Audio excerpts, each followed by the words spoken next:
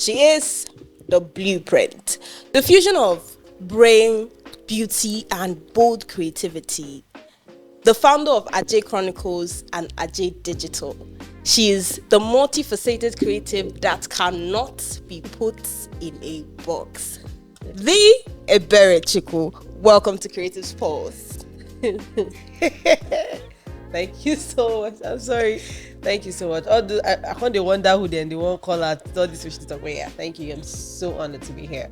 It's nice to have you here. My pleasure. We've been trying to have you for like a long time, but Now just this week they tell me you are very good. May no bless not be the bad rigorous person. processing. So how have you been? Fine. Pushing, alive, sick currently. Oh, sorry. But you know, we got to do what we have to do. But yeah, God has been good, I guess. God has been good. So, being described as a multifaceted creative, how do you define it? Based off your everyday life or your regular routine. It's hard to say if it's even a blessing or a curse, because you just find out that the multifacetedness is robbing you of time for fun, time for. I mean, I stay in the same state with my family, but I don't know the last time I saw my mom. Right? It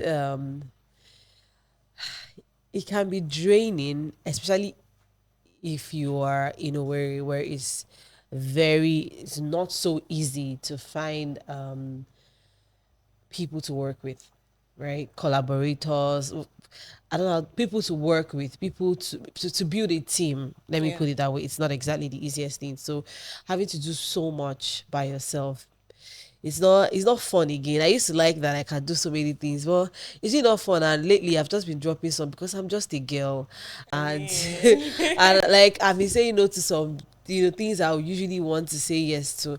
The money is great, but my brain, my sense, my life, I need a break.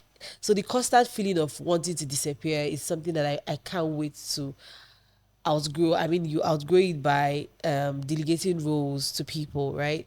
But before you find the person where you go delegate the roles give, so I don't. It's no longer a flex for me. Multifaceted. I think it used to be on my bio, but it's not there again. I put it out a long time ago when I just found out this is a trap. This is a trap. Like, you can do this, you can do that, you can do this, you do that. You're shooting, you're editing, you are the critique of the script, you're managing the social media. It's not fun. It's great to have an idea on of all these things, because when you have an idea, even if you finally have a team, you know what to expect. There is structure. You don't just take what anybody gives you, right? So it's always great to have an idea, but to be the person doing everything can be very Exhausting. draining. But you're doing a beautiful thing with Ajey Chronicles. I see the content you put out. It is top class, top notch, clean, neat, high quality. How do you put up with that? I mean, how do you keep that level of quality and creativity every single video? Really, definitely not where I want to be. Obviously not where we used to be, but I love telling stories. The truth is that I don't enjoy Ajey Chronicles as much again, like creating for Ajey Chronicles, because of the rush in wedding. Because Ajey Chronicles is majorly like a wedding events, coverage brand. But as I said, the rush and the uncertainty, right? I mean, someone books you, you don't exactly there's some information you have access to, but you don't exactly have control over what happens in the day. I mean, this person might have all the ginger, and then that day something spoils her mood and it affects your work, right? And the pressure, the time, the rushes, it feels good sometimes, but some other times. But then let me go back to your question. Maintaining quality, I think I know what I want my visuals to look like, right? And I love telling stories, so I want someone to see this video and say, oh. So the people, like my team members, people I shoot with, when they edit a video and I'm like, you that watch this video, if you do see this video online and say, oh, like, if you don't get the oh effect, then we're not putting it out. This is the oh effect that we're looking out for, right? So I'm always like, this video you edited, tell yourself the truth. If you watch it, we do oh. So like, I just really want emotions to be passed from every video.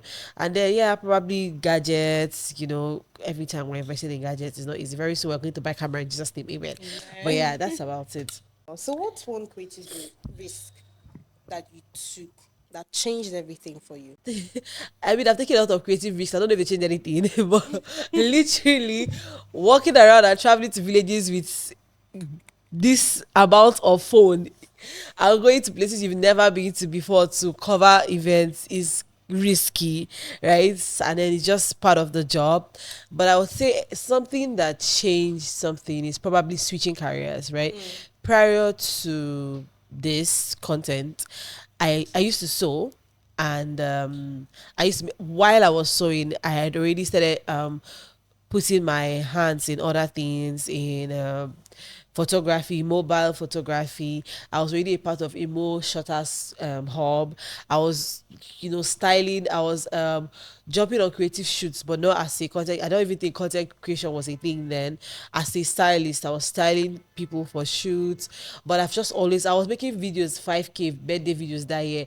Like I knew that I liked content. I liked storytelling. So the risk would be living a career that has fed me for a while, that was all I knew, that people knew me as. I was Africally. I say I'm Africally on TikTok and Facebook, but it's like, and Instagram, but it's like everybody knows Africally, everybody, and it was getting to the we're getting to the age where tailoring was now becoming defined, where Yeah. people were charging that for cassettes, where things were getting, and it was at that point I'm like, you know what, I don't think this is for me. I don't think I enjoy peddling a machine. I love fashion. I love the idea of owning a fashion brand, but not being the tailor myself, going to Douglas to weave, buying fabrics, all that drama. Yeah. So at that point, I tell everybody, okay, we're not sewing again. No, you push come and collect your material. People that left their fabrics with me for a while. And then was like, what is doing this one? And to be very honest, when I stopped, I didn't have a clear vision of what I wanted to do. But I just did, I had to stop this. And then almost immediately I said, oh, I'm not doing this again. I got a job offer to be EA to somebody, and that's actually where the creative journey started. Learning from my boss then, and basically having to create content over and over again, manage her page, manage her personal brand. It definitely was a learning process for me. So stopping sewing was a risk because I did not know if I was going to see daily bread the next time, but I just had to. And yeah, that's basically how where we are right now. I mean, that's beautiful. The risk paid off. Yeah. Yep. I mean, it is still paying off. Yeah, So let's obviously. get personal.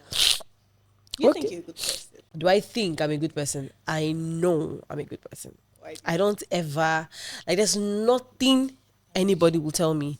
Like, you can't blackmail me into feeling like I'm a bad person. I've had people say things about me that would come off as okay, or even suggest. I cannot go and sit down and say, Jesus Christ, am I this terrible? There's nothing you will say to me, right? Because I've heard things too. I would never, like, Things. about me. Well, You can't, like, there was a day I sat and I was defending you, and the person was like, "I've known this person for so long." I'm like, "And so you just say rubbish?" I'm like, "How did you know?" He said, "People say." Who is the people that said? see me. Is that crazy? Because I know that people will project their insecurities on you, right? Exactly. And people have serious inferiority complex. So if you by any chance seem like you are, if they by any chance rather feel intimidated by you, you are the bad person. But it's really your problem, right? I'm a very kind person, but I also know that my patience is not all that. I'm not very patient with irresponsible people because I'm not going to be held responsible for your wrongdoings or your shortcomings, right? So some people might feel offended by that. You'll be fine, but I would not sit down as down to my family. Like if I do the one where I feel do good girl, you be like say the good no, I will let you be, right? But I know I'm a good person. That's on P Exactly. That's one period. You can't change that. at all. Your insecurities, your projections cannot change that. Thank you. What's your, I mean, you're still young, right? But you've had a lot of experiences. Get out of What's here. your biggest regret so far?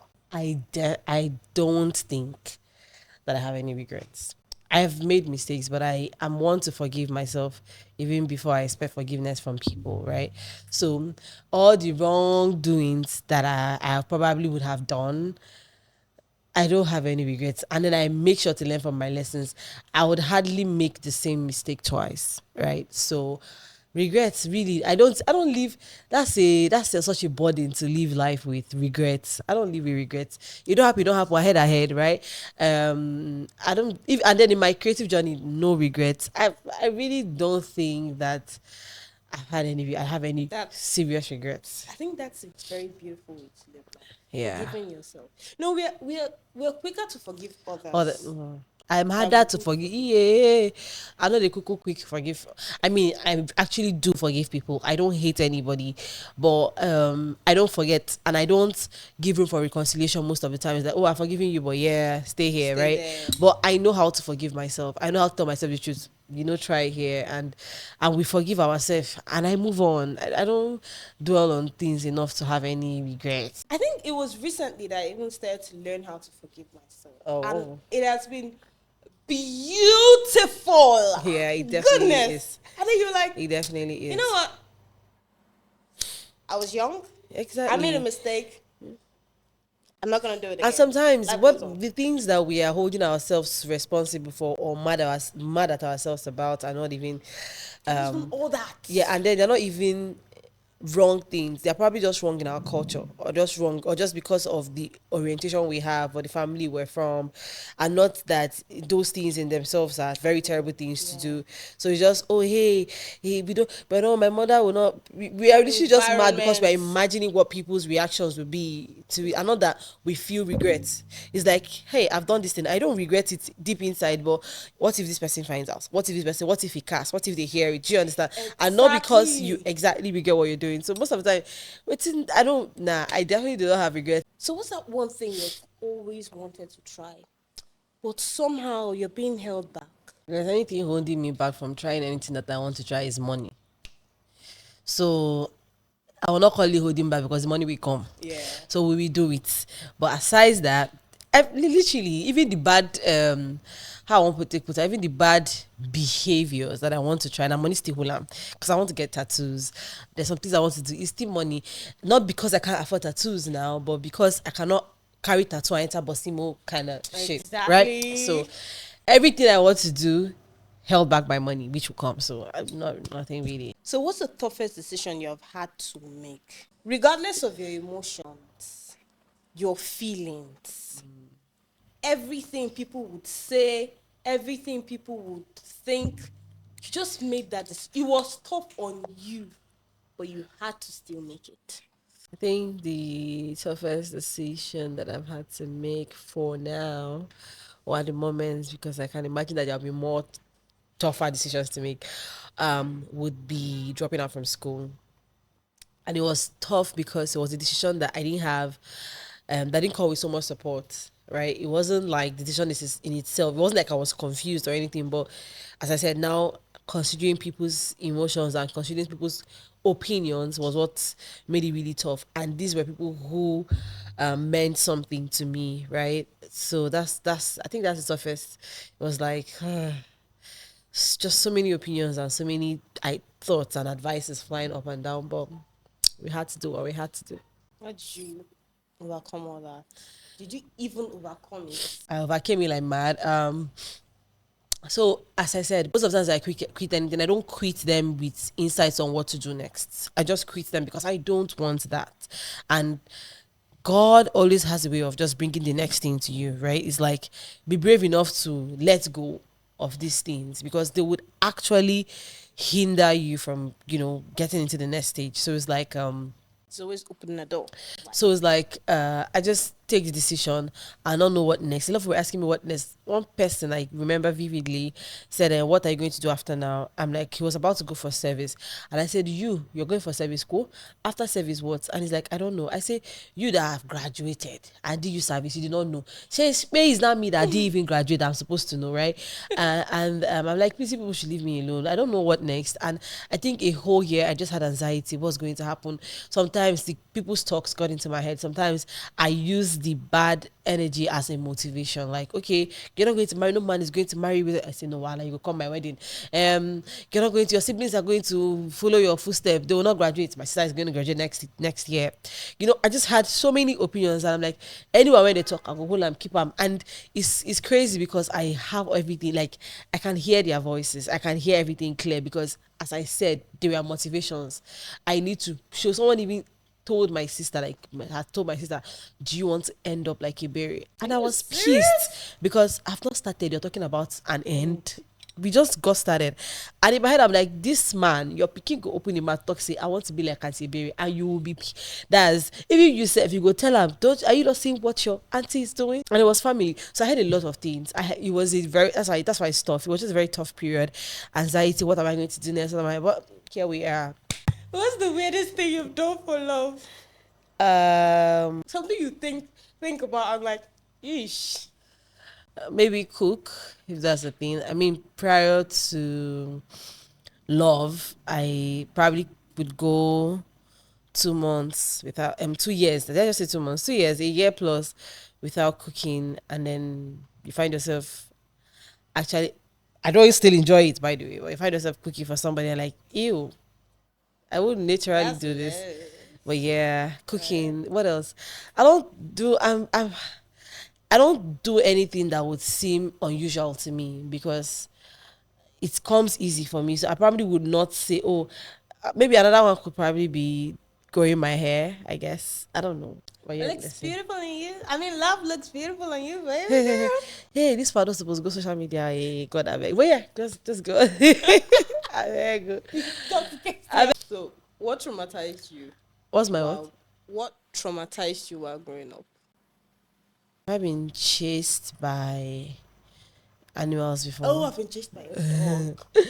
I can't remember. I think I have like there are just a lot of wild experiences, but I don't think I have any childhood trauma per se till now. I don't know that I've held on to traumas, right? Because some point in my life I needed to sit myself down and, just heal from stuff. But um maybe animals, maybe being sick and going to the hospital, and then there was no bed space. I think the first time my respiratory issue started, I was in primary school. There was no bed space in FMC, and I slept in my dad's car the first night. The second night, I was in the hospital. Someone died, and they just took the guy out, changed the bedsheet, and said I should go lie on that bed.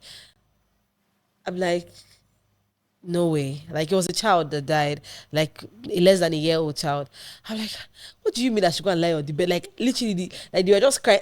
I said, the way my dad looked at me, come on, will you go out? Because there's no, you better go and take that one now. We've not, did you get that Someone kind will of thing? take So it, yes. I had to go, and then maybe drugs. I don't know if I forever like dislike drugs. I do not like drugs.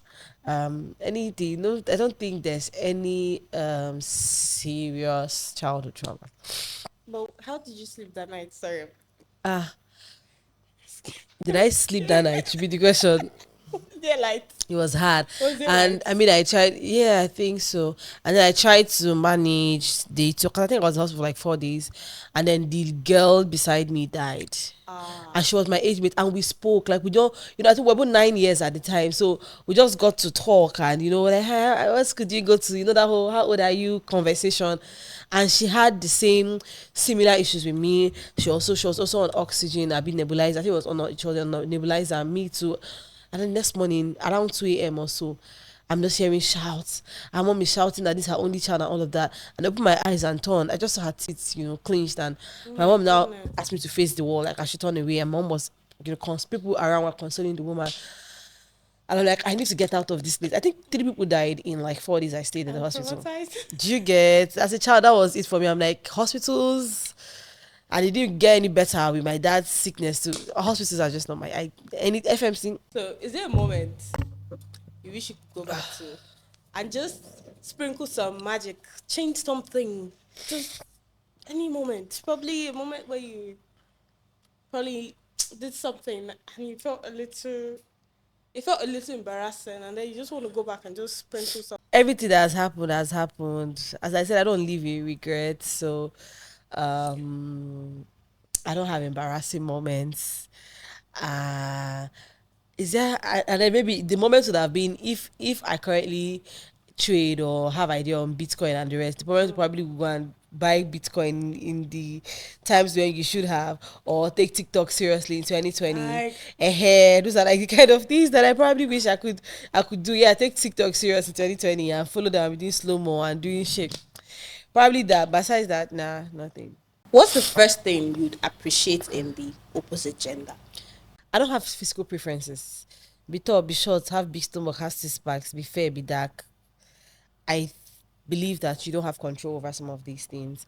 I mean, except the size on, and I really don't care what, if something we can work on, fine. If not, but the way you talk, I it's something I get to notice. Like, okay. What's it about? Like the intellect or their voice? The voice is a bonus. It's great, right?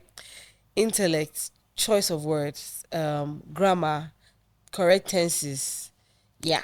Because I come from a family that carry English. My mom has a master's in English. My dad did linguistics. We grew up being trained in English. I mean, I'm the least English speaker in my house, kind of. So I grew up conscious of English. Then I grew up in the barracks where a lot of girls, a lot of children are speaking pidgin and my parents wanted us to stand up, speak English, right?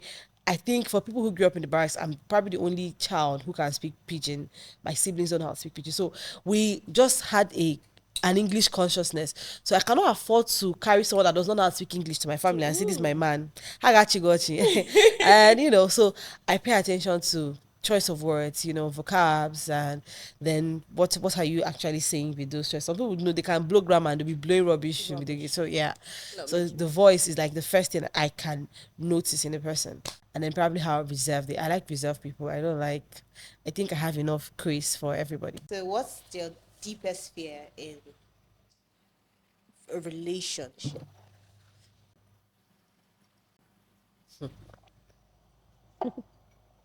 Nothing. What does the person want to do? Except probably the person kills me. And then why will I be dating a murderer? Aside that, there's nothing that I'm scared. Is it heartbreak? Is it betrayal? Like, what do you possibly want to do that will stop my life? Let's talk about heartbreak. Have you had your heartbreak before? I think 2021, I guess. Serious? Tell us about it. Nothing. They break my heart. I collect it. I chop out and we move. It was a short relationship. It was like a month, but it was with my friend. I've been friends with this person for over 7 years, and then we had like 1 month relationship, and it did not end in praise. And it was the first time anybody was breaking up with me, and it was for very flimsy reasons. So I'm like, it was crazy. Like I had gone like some years single, and then, but I mean, I let myself feel the hot. I cry a lot, so I did cry. I did run mad in a way, but we move. Oh, my brother, and I'm still friends. I'm still really like. I think I even spoke to the person yesterday. Yes, I'm still friends with him. So you're not the type of people that like my ex is my. I am friends with all my exes, all of them, except one because he tried to ask my sister out, my younger sister out, as I don't know what he was thinking, but I am friends with all my exes because I date my friends. Like I date people. I value friendship first. So even in relationships, I still like have friendship dates with the opposite gender. I still have I still have meaningful platonic friendships with the opposite gender. Like it's not something a relationship. I think a relationship should take away the place of men in your life, right? So my exes were they're good people. Just either I mean I'm literally young, so imagine dating 4 5 years ago. It means I was younger, and then the person was also probably younger. So we're just young, not exactly bad people. So some took years, but like I'm friends with everybody. What's that thing that even when you're too old to do, you will never, ever, ever stop doing it? Probably putting myself first. That's the thing, yeah. Like, I would dump the kids, the partner, I would dump the career, I would dump the job, the friendship, if it's going to cost me my peace. I would dump the sibling. What? If it's going to cost me my peace. And it's not this is not the delusional peace of mind that people on social media parade. I understand that life will be hard, relationships will be hard, hard things will happen, but when someone or something consistently and constantly robs you of peace, happiness, you're just a shadow of yourself because of something, that thing will have to go at whatever age it is, whenever it is. 60 years into the marriage, the man one day do like saying the Chris, grandpa, get the fuck off. What does peace look like for you right now? What scenario would you paint peace? I cannot even have peace right now. As long as I don't have my tundra, I've not traveled, I've not do the things that I cannot have peace. But I mean, probably currently peace is like is there peace? There's plenty deadlines. Whoa. My brain okay, because I recently like had like a very short trip, and in my head I'm like, I'm not going to pick any work call, I'm not doing any now I did that they did. Like when I even got to be like, thank God MTN network they here work like, or I said let me just take in the environment and lie. I'm still probably creating content. There's still work. I don't think I'm at a place where I can fully experience the kind of peace that I crave. At the moment, this is like building for me. So just constant, what are we doing? What do we have to do? Where are we going? Who are we speaking to? What are we posting? What are we creating? So but what would it look like for you? Like in the okay. Have my marketing agency fully set up and functional with great structure, be able to afford any travels that I want to make. I mean, as I also know that with great big man, big trouble, basically. So it's not like when these things come, life is be so rosy. Challenges are waiting for you in front, but comparing it to where I am right now, be able to afford travel, not exactly feel this weight of firstborn, because what do you want? I can sort it out, and then I've probably invested a lot in you that you can sort yourself out, and I mean, have my car. I don't know if it will be the Tundra. I'm not certain, but have my car, a big car, an SUV, yeah, and just be, you know, just just blossom in this industry that I enjoy, in this space that I enjoy being a part of. Yeah, have a chef, Jesus Christ. Yes. Oh, if I have a chef now, I'll have peace. I'm sorry for misleading you people. Like I have somebody that thinks of what I will eat, counts the calories, cooks the food, go to the oh my god, I'm sorted out. Like for breakfast, you would have two boiled potatoes and take my life. Then you go back home. There's dinner. You just get it. Someone just gives you a cup of smoothie. So yay, that's peace of mind, though.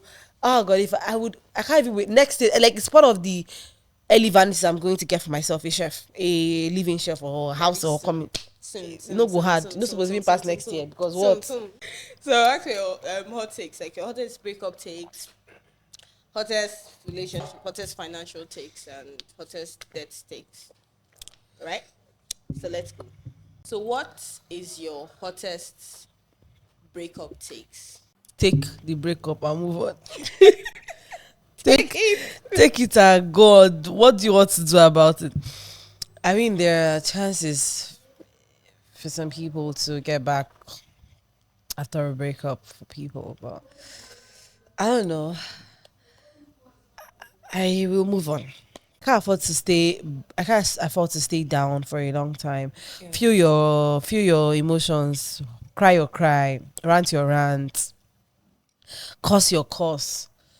Block your block. Unblock and block again, and get through all that. But don't dwell so long. Don't stay down so long, because I'm always very big on after a breakdown, there's like a breakthrough, and as I said, turning pain or using pain as motivation.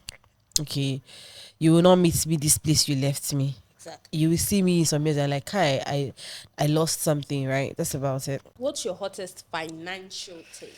that if you cannot buy something 2 times, you cannot afford it, it's trash, because I cannot buy this phone again, but I have afforded it and I'm using it. I feel like all this financial, hey, God of mercy. I feel like all of this, I mean, like, I'm very big on saving, I'm very big on making wise financial decisions, but you should know when what advice applies to you and when it applies to you.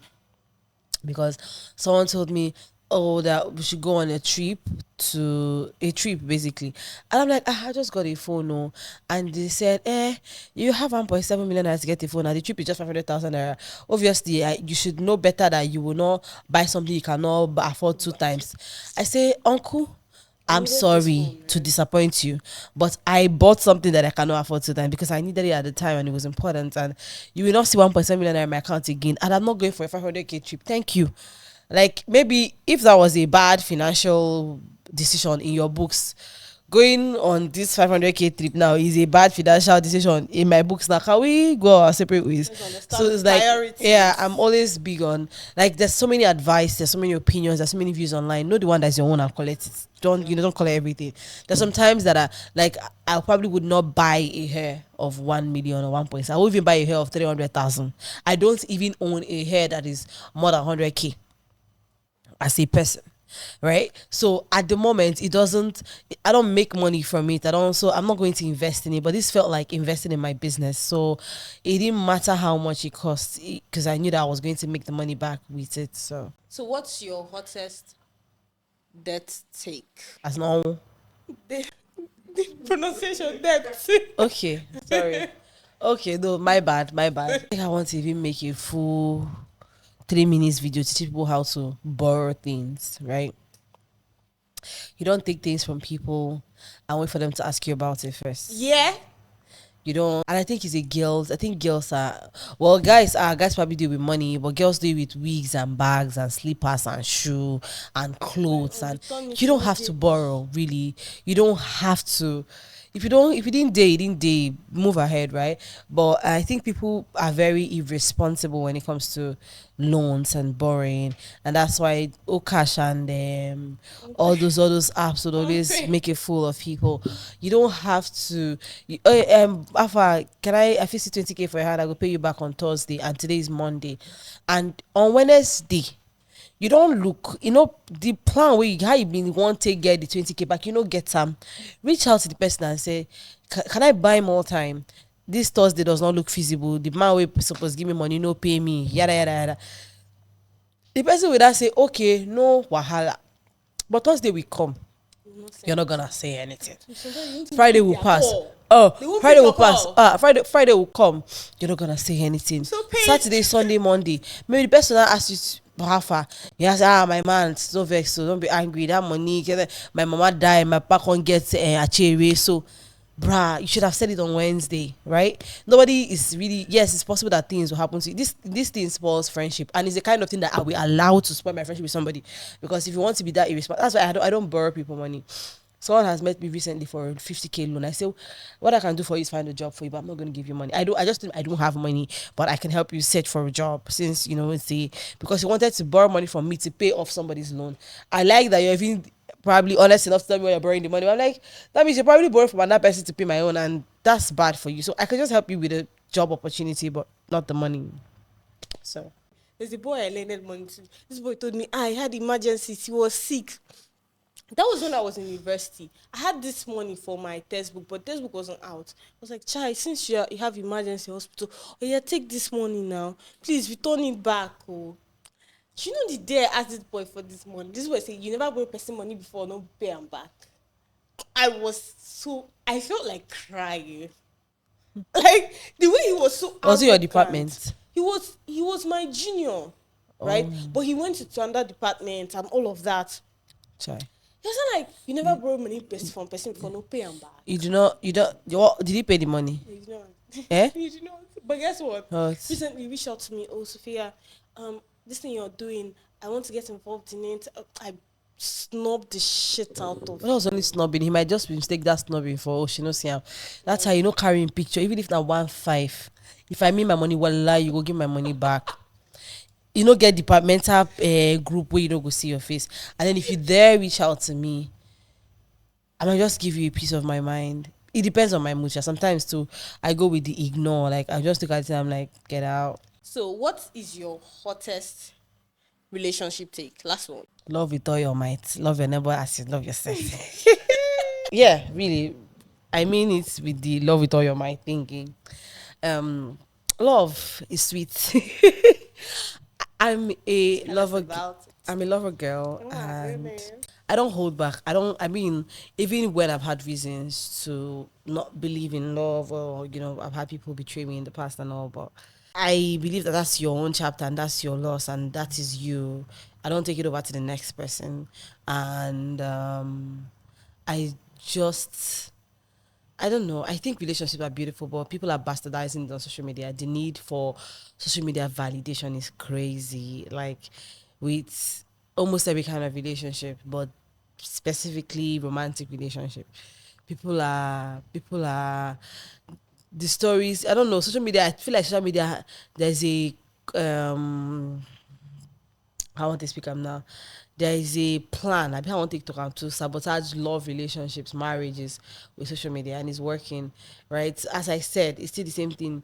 There's so many advices, there's so many views, there's so many opinions online. Take what is for you, right? So, what works for this person won't work for this person. So just do what's comfortable for you.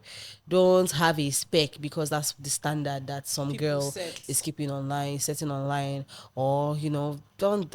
It's my life, or so. But and if you must do relationship, do it well, do it with your heart, and do it with somebody who does it well, I guess. From the relationship expert. You And heard it? relationship expert never do relationship every 1 year for her life. They collect advice. Never do anniversary since they born me. They collect Oh my advice. goodness. Okay, I remember the question I wanted to ask, right? What's the craziest thing you've ever heard about yourself from people? When I walked in government house, I had a lot of rumors about me that I'm like, okay, so what did I do after that?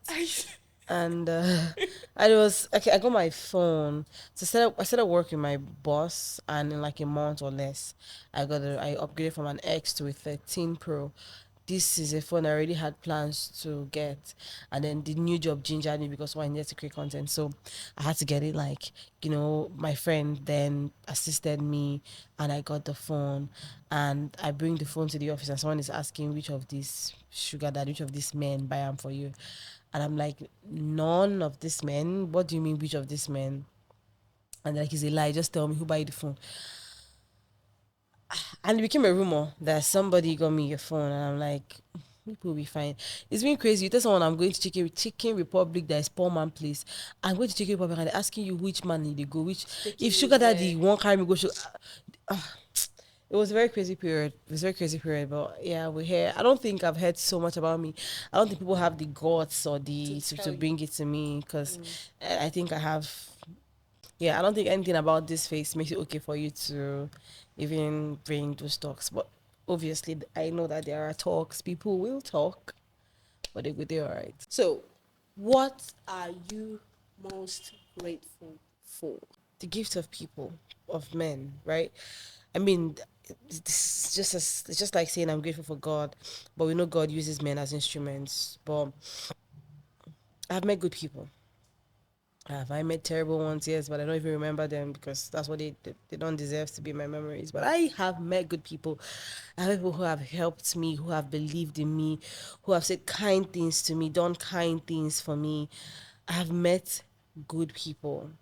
I have met I have met good people who no, I've met good people. So I'm usually most of the time just saying I'm like, God, I thank you for this person. God, I'm grateful for this. It's people. Like it's always people. I'm a product of a combined effort with different people at different times, right? Some of them were very seasonal. It was just this season of my life, but I'm never in denial of how good people have been to me or how God has shown off through people. And I'm currently enjoying the gift of men. And I probably think it just comes with you have to be good people yourself, right? To get these things. But I have met good people and it helps to encourage me to be better. better person to the world. I have people that they don't talk, they don't have to say anything to me. I just mirror their lives, so mirror the things they do for me and do it for people. And God has just helped being faithful. I don't know what it would, maybe because I am loved at home and I love myself anyways, but I don't know what it feels like to be in a toxic relationship. As I said, I'm friends with my exes. We were friends, and I still have them help me out, not financially, but I could, people I could reach out to and say, oh, quick one, do you know where can I get this? I'm just very grateful for people. I'm grateful for people who, I don't know, I have met good people, and that's it. Yeah, so yeah, I am most grateful for the people in my life. I've met good people too, and you're one of them. Yeah. Thank you.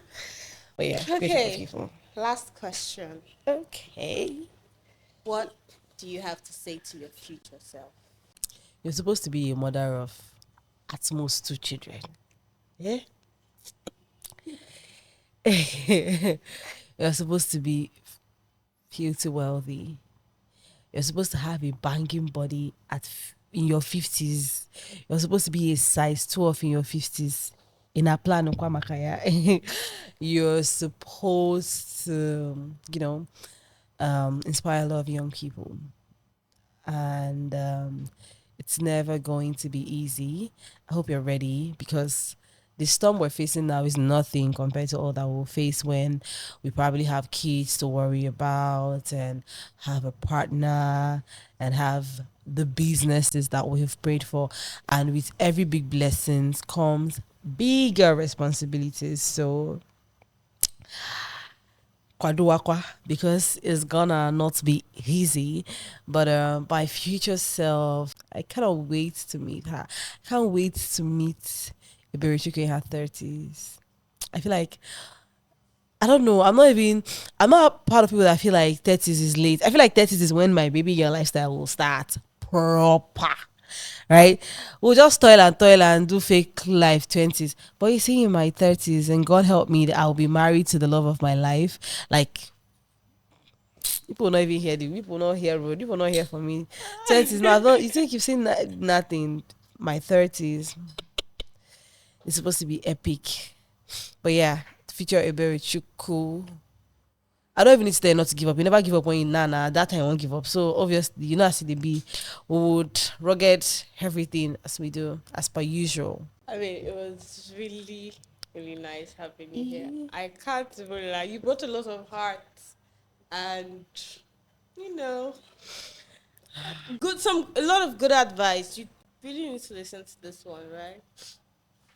Thank you so much for being here. It has been my pleasure. Anytime, any day. I like to talk, so it's definitely not a stress. It doesn't feel like work.